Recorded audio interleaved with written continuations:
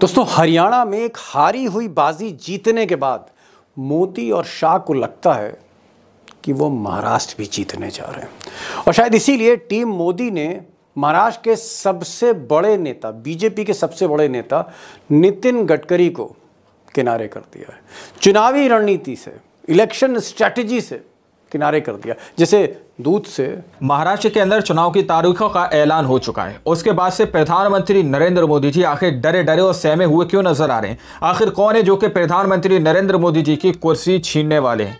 इस चीज को लेकर बीजेपी के अंदर काफी हड़कंप मचा हुआ है, या फिर यूं मान लीजिए कि बीजेपी पार्टी के अंदर एक दूसरे के ऊपर बगावत जैसी स्थिति बन चुकी है। बीजेपी पार्टी अपने ही नेताओं को दरकिनार करती हुई नजर आ रही है, जिस तरह से दूध में से मक्खी को निकालकर फेंक दिया जाता है। आखिर मोदी जी किस शख्स से इतना डर रहे हैं कि उनकी कुर्सी वो छीन सकते हैं? आप लोग इस रिपोर्ट को देखिए। नमस्कार, मैं दीपक शर्मा हूँ, मेरे यूट्यूब मंच पर आपका स्वागत है।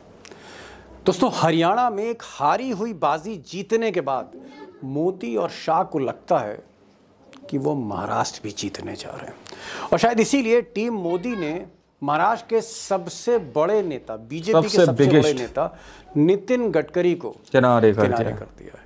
चुनावी रणनीति से, इलेक्शन स्ट्रैटेजी से किनारे कर दिया, जैसे दूध से मक्खी निकाल के किनारे की जाती है, ये हाल कर दिया।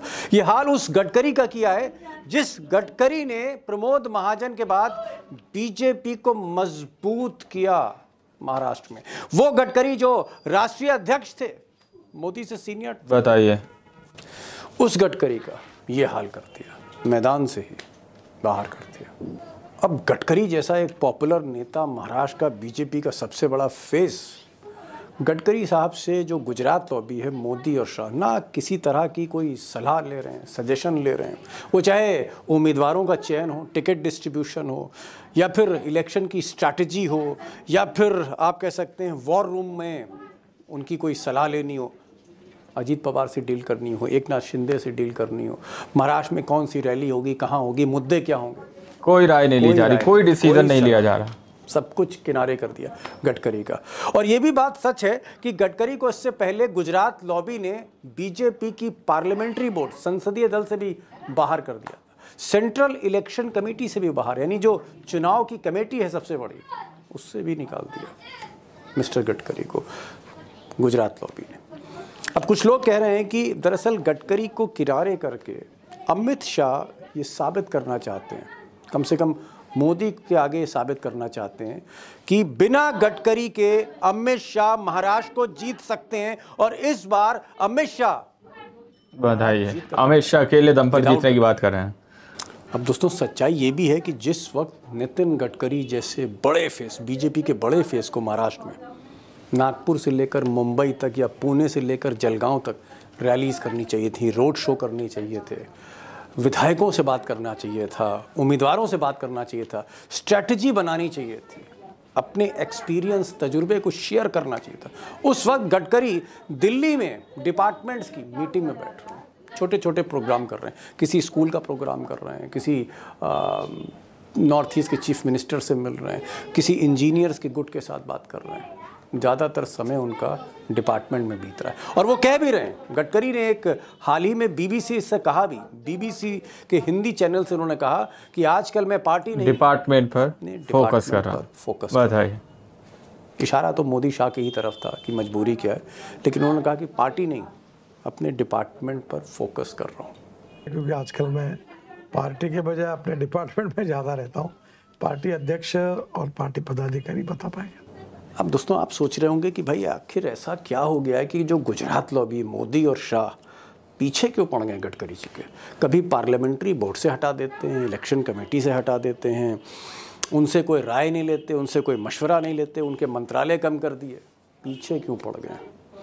एक्चुअली में, और ख़ासकर 4 जून के बाद जब से मोदी जी अल्पमत सरकार में आए, जब से मोदी जी बैसाखियों के सहारे चलने लगे, नीतीश नायडू के सहारे, तब से उनको लगता है कि जो खतरा है गडकरी का, ये और ज़्यादा बढ़ गया है और उनको इस तरह का एक एहसास होता है कि कहीं आरएसएस और बीजेपी के जो बड़े नेता हैं, बागी नेता हैं, जिनकी मोदी जी से बनती नहीं, जैसे वसुंधरा राजे हैं, शिवराज सिंह चौहान हैं, योगी आदित्यनाथ है, लंबी लिस्ट है, कहाँ तक गिनाऊँ आपको, साउथ से लेकर नॉर्थ तक, येदुरप्पा से लेकर रविशंकर प्रसाद तक, बहुत नाम है ऐसे जो खुश नहीं है अंदर ही अंदर। राजनाथ सिंह भी उसमें, हालांकि बोलते नहीं। मोदी जी को लगता है कि कहीं गडकरी आगे ना कर दिया जाए, पीएम की कुर्सी ना छीन किसी ली मोड़ जाए। पर, और उनकी कुर्सी ना चली जाए। रिप्लेसमेंट गडकरी, वो अपने रिप्लेसमेंट, वो गडकरी को अपने रिप्लेसमेंट के तौर पर देखते हैं, इसीलिए महाराष्ट्र के चुनाव से भी दूर कर दिया है। अकेले दम पर जीतना चाहते हैं महाराष्ट्र विदाउट गडकरी। उधर गडकरी साहब का कहना है कि साहब मैं ना प्रधानमंत्री के रेस में था, ना ही मैं बहुत ज़्यादा मेरी दिलचस्पी है इस कुर्सी पर, मैं तो एक्चुअली प्रोफेशनल पॉलिटिक्स में भी इंटरेस्टेड नहीं हूँ। सुन लीजिए, गडकरी साहब को भी सुन लीजिए। देखो, मैं इतना कोई कैलकुलेटेड व्यक्ति भी नहीं हूँ, वेरी सिंपल पर्सन। दूसरी बात, मैं प्रोफेशनल राजनीतिज्ञ नहीं हूँ, धंधा नहीं राजनीति। अब दोस्तों, गुजरात लॉबी और नितिन गडकरी, या सीधे सीधे कहूँ मोदी वर्सेस गडकरी, ये जो एक तरह की कोल्ड वॉर है बीजेपी के भीतर, सबको पता है, कोई नई बात नहीं।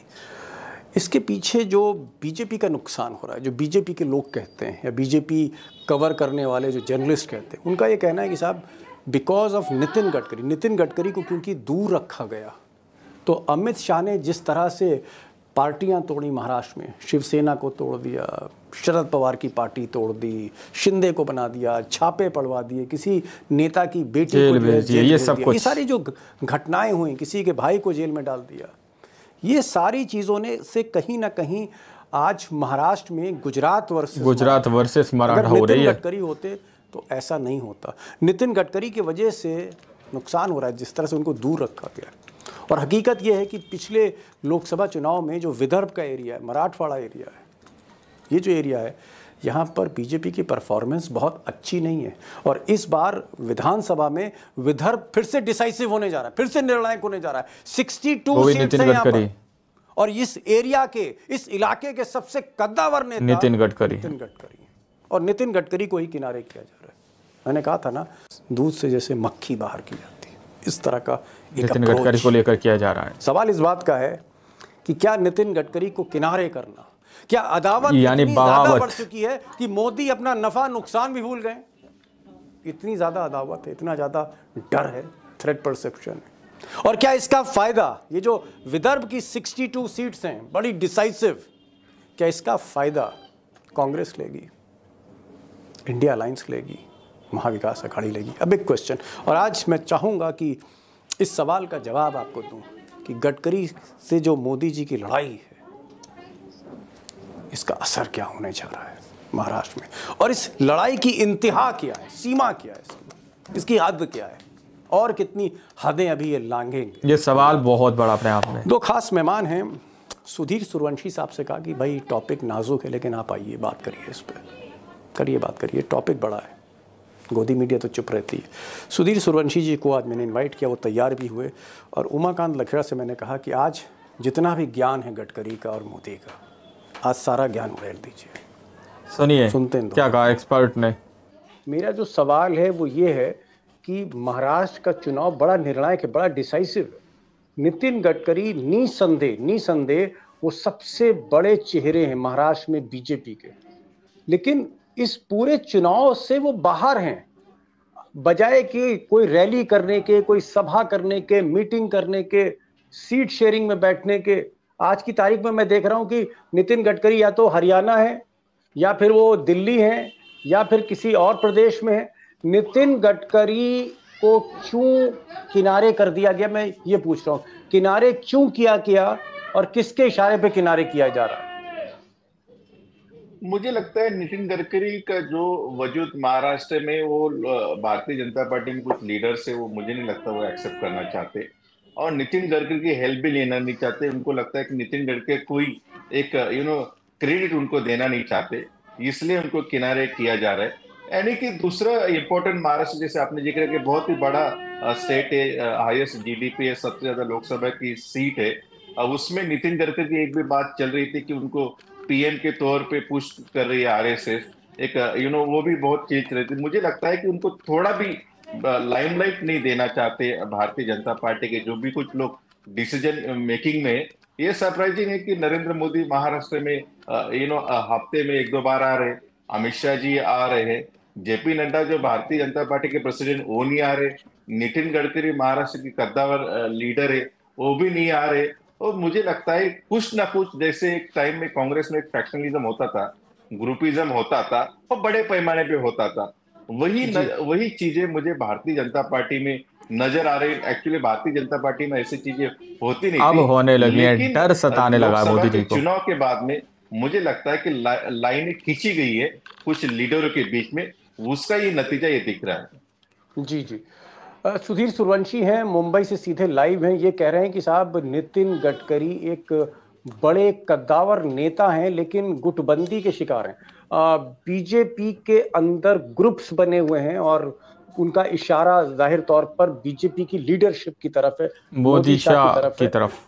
दोस्तों, आप लोगों ने इस वीडियो को शुरू से आखिर तक देखा। वीडियो के अंदर साफ तौर पर बात की गई है कि किस तरह से नितिन गडकरी को बीजेपी पार्टी साइड में करती हुई नजर आ रही है, उनको एक साइड फेंकती हुई नजर आ रही है। दूध में से मक्खी जिस तरह से निकाल दी जाती है, उसी तरह से पार्टी में से निकालकर अलग करने की कोशिश की जा रही है, क्योंकि आरएसएस मोहन भागवत जो है वो सीधे तौर पर उनको पुश करना चाहते हैं, यानी कि उनको आगे लाना चाहते हैं नितिन गडकरी को। और नितिन गडकरी तो पहले ही इस बात को क्लियर कर चुके हैं कि मोदी जी के बाद वो पीएम की कुर्सी पर बैठने के लिए तैयार हैं और वही बैठेंगे। इस तरह का दावा किया जा चुका है नितिन गडकरी की तरफ से। अब आप लोग समझ सकते हैं कि मोदी जी को इस वक्त कितना डर सता रहा है और कितना खौफ सता रहा है कि कहीं उनकी कुर्सी नितिन गडकरी ना छीन ले, कहीं उनकी कुर्सी पर नितिन गडकरी आकर राज ना करने लगे। तो पहले से ये चाल चलना शुरू कर दिया महाराष्ट्र के चुनाव के अंदर ही कि उनको अलग कर दिया गया। अब जैसे आप लोगों को यहाँ पर दिखाया गया कि 62 सीटों के मालिक नितिन गडकरी है। अब जरा सोचिए कि अगर 62 सीटों वाले नेता को ये लोग एक साइड कर देंगे तो कहीं ना कहीं महाराष्ट्र का चुनाव भी इनके हाथों से निकल जाएगा, यानी कि वहां पर एनडीए की महायुति जो सरकार है वो वहां पर सत्ता के अंदर नहीं आएगी।